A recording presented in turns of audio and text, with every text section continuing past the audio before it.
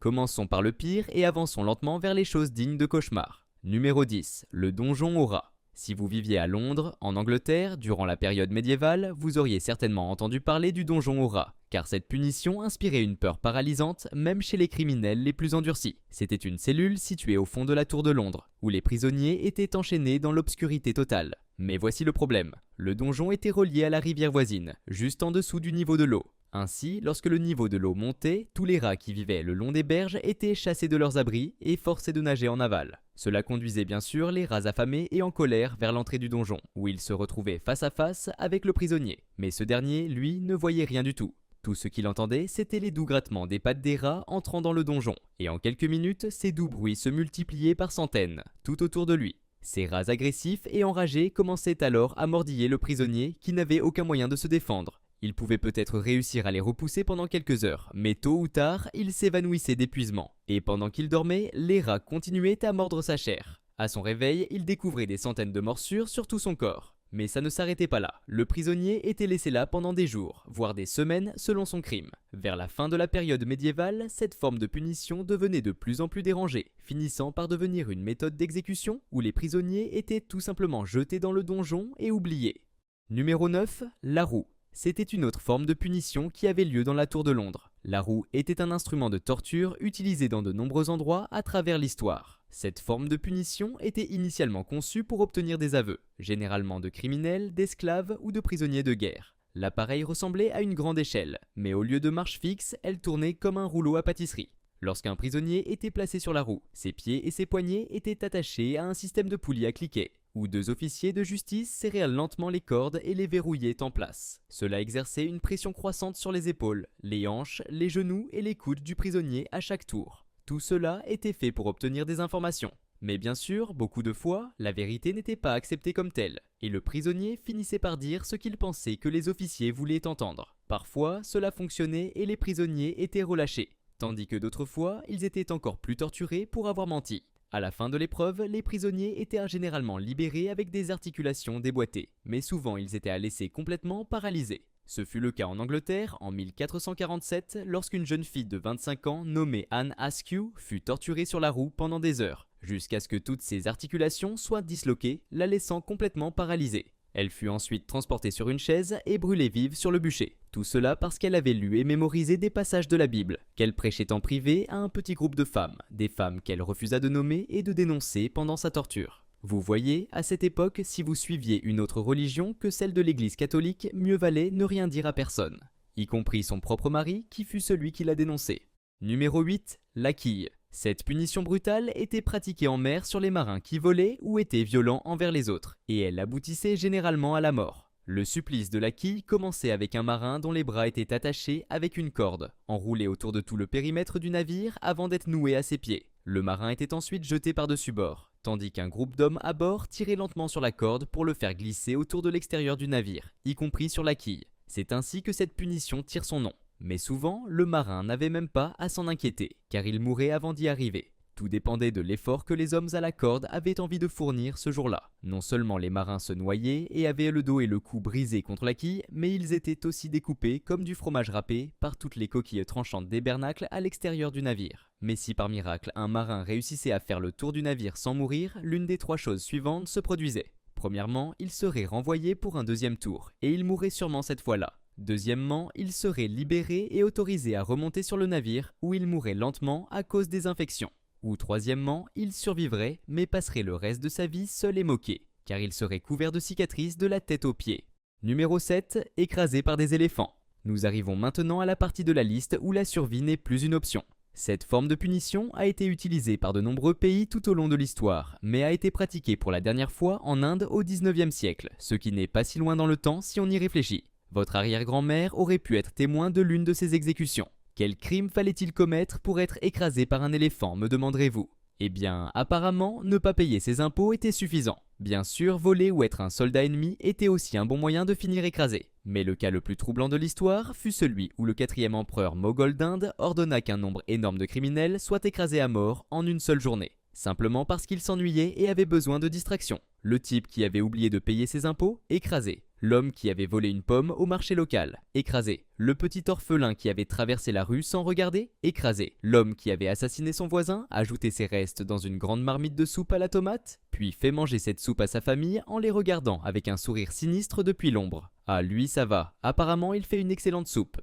Il y avait plusieurs façons de procéder à cette exécution publique, mais une chose restait toujours la même. Il y avait toujours un homme sur le dos de l'éléphant qui contrôlait chacun de ses mouvements. Et cela était très intentionnel, car cela visait à montrer à quel point la classe dirigeante était puissante. Regardez-les, ils peuvent contrôler un éléphant. Maintenant, soyez impressionnés. La première méthode d'exécution était celle pour laquelle vous priez si c'était votre destin. Les criminels avaient les bras attachés derrière le dos et leur tête était placée sur un piédestal, où elle était ensuite écrasée comme un raisin par le pied de l'éléphant. Maintenant, la deuxième méthode est bien plus cruelle. Le criminel était allongé à plat ventre, les bras attachés derrière le dos. Ensuite, les éléphants étaient guidés pour marcher sur le corps de la personne en espérant que le criminel meure dès le premier passage. Mais parfois, ils écrasaient seulement une jambe ou un bras. L'éléphant devait alors faire demi-tour et recommencer encore et encore. La méthode finale, et la pire, impliquait un éléphant hautement entraîné, guidé pour écraser lentement la personne membre par membre. D'abord, ils écrasèrent les bras, ensuite les jambes, puis ils percèrent la victime avec leur défense, jusqu'à infliger finalement le coup fatal à la tête ou au torse. C'était la méthode plus théâtrale que les dirigeants, comme le 4e Moghol, adoraient utiliser, offrant une expérience vraiment traumatisante pour tout le monde. Sauf pour le 4e Moghol qui adorait cela. Numéro 6. L'empalement. Probablement l'une des punitions les plus répugnantes et cruelles de cette liste. Elle a été utilisée par plusieurs pays au cours de l'histoire, mais plus récemment en Égypte, au XVIIe siècle, principalement contre les criminels tels que les voleurs de grands chemins, les pilleurs de tombes ou quiconque tentait de déclencher une rébellion. Cette punition commençait par allonger un criminel à plat ventre, les bras attachés derrière le dos. Ensuite, une incision était faite avec un rasoir pour agrandir la porte de sortie du criminel. Dès que cette coupure était faite, elle était enduite de pâte pour arrêter instantanément le saignement. Puis, une longue perche en bois, de la largeur du bras d'un homme et aiguisée à une extrémité, était enfoncée dans la plaie. Il frappait de la perche avec un maillet, la poussant de plus en plus loin. Bien sûr, la perche était enduite de graisse pour faciliter le processus. Une fois que la perche ressortait de l'épaule, de la tête ou de la bouche du criminel, il était pratiquement mort. Il était alors planté à côté d'une route très fréquentée, comme une décoration d'Halloween pour rappeler à tout le monde ce qui arrivait quand on enfreignait la loi. Ils y restaient toute la journée avant d'être retirés le lendemain matin, avant que le corps ne commence à sentir. Mais attendez, il existe une autre version de cette punition. Parfois, les criminels étaient empalés juste assez profondément pour les maintenir en place, mais pas trop pour éviter une mort immédiate. Pour ce faire, les poteaux étaient conçus avec une position assise, empêchant la personne de glisser plus bas. Ils étaient ensuite placés sur une route très fréquentée où ils souffraient pendant des heures, suppliant les passants de les aider jusqu'à finalement succomber à leurs blessures. Numéro 5. Poena culei. Poena culei est du latin pour peine du sac, et c'est exactement ce que c'était, mais bien plus terrifiant et cruel. Cette punition était réservée à ceux qui avaient tué un membre de leur propre famille. Elle apparut pour la première fois au IIe siècle à Rome, mais fut plus tard utilisée par les Allemands au XVIIIe siècle. Tout commençait par le meurtrier condamné, placé dans un épais sac en cuir. Mais pour s'assurer que l'homme ne soit pas seul, on ajoutait un chien, un coq, une vipère et un singe. Je ne sais pas ce que ces animaux avaient fait pour mériter ça, mais au moins, le meurtrier de famille ne mourait pas seul. Une fois tous les animaux placés dans le sac, celui-ci était cousu, créant un seau presque hermétique. Vous pensez que cela serait déjà horrible? Mais non, ce n'est que le début. Car une fois le sac cousu, il était jeté à la mer. Mais ne vous inquiétez pas, plus tard, ces meurtriers avaient le choix entre être placés dans le sac en cuir ou être envoyés au Colisée pour y faire une performance. Là où ils pouvaient jouer la scène de se faire dévorer à mort devant tous leurs proches et pairs. Vous savez, au moins, ils avaient le choix. Numéro 4. Les rats. Il s'agit de l'une des punitions les plus sadiques de toute l'histoire humaine, impliquant l'utilisation de rats. Je vais en aborder deux car elles sont très similaires. La première utilisation de cette forme de punition remonte à 1568, pendant la guerre de 80 ans. Un leader néerlandais nommé Diederik Sonoy utilisait souvent cette méthode, qui consistait à placer un rat à l'intérieur d'un bol en argile, retourné sur l'estomac, la poitrine, le visage ou l'aine d'un prisonnier. Ensuite, l'arrière du bol était chauffé avec une torche ou des charbons ardents, ce qui paniquait le rat, cherchant désespérément à échapper à la chaleur. Son seul moyen de sortir était de creuser dans le corps humain. Une fois à l'intérieur, il continuait à ronger et déchirer tout sur son passage, cherchant frénétiquement une issue. Le rat finissait par trouver une sortie et survivait. On ne peut pas en dire autant du prisonnier, mais la deuxième méthode était bien pire et hautement secrète puisqu'elle était utilisée sous le régime du dictateur Augusto Pinochet entre 1976 et 1983. Elle s'appelait le rectoscope et je suis sûr que vous avez déjà deviné de quoi il s'agissait. Oui, c'est exactement ce que vous pensez. Ils plaçaient un tube dans l'orifice arrière d'un prisonnier, puis inséraient un rat à l'intérieur du tube. Le rat commençait alors à creuser son chemin à l'intérieur. Ces tortionnaires étaient si sadiques qu'ils attendaient des prisonniers qu'ils répondent à des questions pendant que cela se produisait. Finalement, le rat trouvait son chemin à l'intérieur et avançait pour en sortir. Personne ne sait vraiment combien de personnes sont mortes à cause de cette punition, mais on sait que beaucoup ont disparu sous le règne de ce dictateur. Numéro 3, le gibet. La dernière utilisation connue remonte au début des années 1900 en Afghanistan. Cela fut révélé en 1921 lorsque National Geographic publia cette image dans leur magazine. Cette méthode fut également utilisée de temps en temps aux États-Unis pendant les 17e et 18e siècles. Un exemple notable a eu lieu à Boston, dans le Massachusetts, où quelques pirates furent pendus au port de Boston, servant d'avertissement aux marins approchant la ville. Parlons maintenant de l'Angleterre, car ils adoraient cette forme de punition.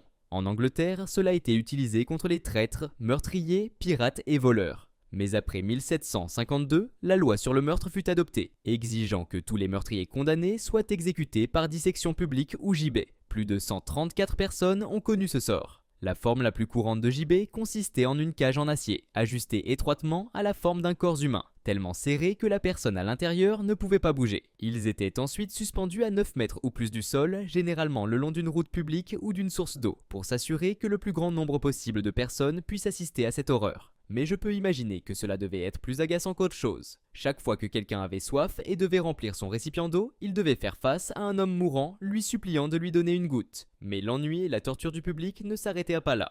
Car après la mort des criminels dans ces cages, les corps y restaient pourrir pendant des années et des années. Il y a même des rapports indiquant que des restes humains sont restés dans ces cages pendant plus de 20 ans, avant qu'un fonctionnaire ne se souvienne enfin de les retirer.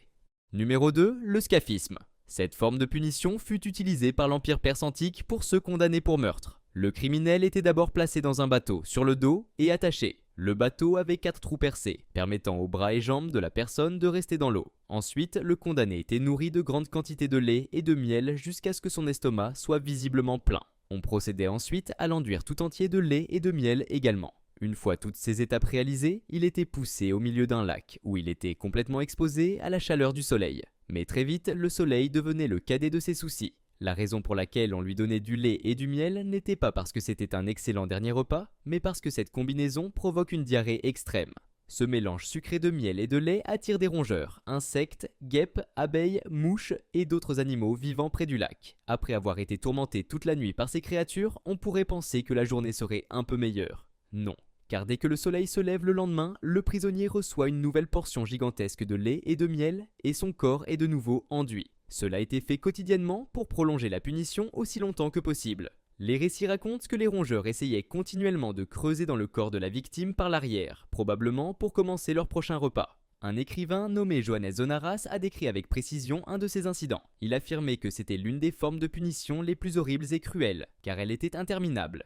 Il a écrit sur un homme qui a survécu 17 jours avant de succomber à ses blessures. Pendant ces derniers jours, son visage était complètement couvert de guêpes et sa chair pourrissait, remplie de parasites et de vers. Tout cela alors qu'il était couvert de ses propres excréments. Numéro 1, l'oubliette. Oubliette signifie simplement oublier en français. Cette méthode de punition a été utilisée à plusieurs endroits à travers l'histoire, y compris à la Tour de Londres, qui avait une petite cellule étroite appelée Little Ease. Non seulement cette cellule était complètement noire, mais elle était aussi si petite que les prisonniers ne pouvaient ni s'asseoir, ni se tenir debout, ni s'allonger. Ils étaient laissés dans cette position inconfortable pendant des jours. L'une des oubliettes les plus célèbres ne se trouve pas dans la Tour de Londres, mais dans le district voisin de Warwick, à l'intérieur du château de Warwick. Ici, dans les cachots souterrains du château, se trouve une cellule très petite et étroite, entièrement faite de pierre, avec une porte en métal pour la fermer hermétiquement. Les prisonniers étaient jetés à l'intérieur et oubliés, comme le nom l'indique. Ils devaient simplement attendre la mort, qui venait généralement après quelques jours de déshydratation ou de famine. Bien sûr, c'était le meilleur des cas, car en réalité, la plupart du temps, il y avait déjà un cadavre en décomposition dans la cellule pour tenir compagnie aux nouveaux prisonniers. Le précédent occupant de la cellule servait de rappel quotidien de son destin à venir. Mais ce n'étaient pas les seuls compagnons, car les donjons souterrains étaient infestés de rats, qui avaient développé un goût pour la chair humaine. Mais attendez, il y a plus. Ces oubliettes existaient dans de nombreux châteaux à travers l'Europe. Et récemment, ils ont découvert ces donjons avec des dizaines, voire des centaines de restes humains à l'intérieur, prouvant qu'ils étaient rarement nettoyés. Par exemple, au château de Leap en Irlande, en 1900, pendant les rénovations, un ouvrier a trouvé une petite ouverture derrière un mur dans la chapelle. Ce trou menait à une oubliette plus grande après une chute de 2,5 mètres. Ce qu'il y a trouvé l'a choqué, car elle était remplie de tant de squelettes qu'il a fallu plusieurs camions pour tout nettoyer. Juste quand vous pensez que c'est fini, il y a encore plus. De nombreuses histoires racontent des hommes enfermés dans ces donjons et maintenus en vie pendant des années, survivant avec quelques miettes de nourriture et de faibles quantités d'eau, prolongeant leur agonie le plus longtemps possible. Ces cellules étaient parfois placées au niveau du sol, permettant aux prisonniers d'entendre les voix et les rires des gens à l'extérieur, un monde auquel ils n'auraient plus jamais accès dans cette vie. Merci d'avoir regardé la vidéo. Abonne-toi pour ne pas manquer les prochaines, n'hésite pas à liker, partager et commenter. A bientôt pour une nouvelle vidéo.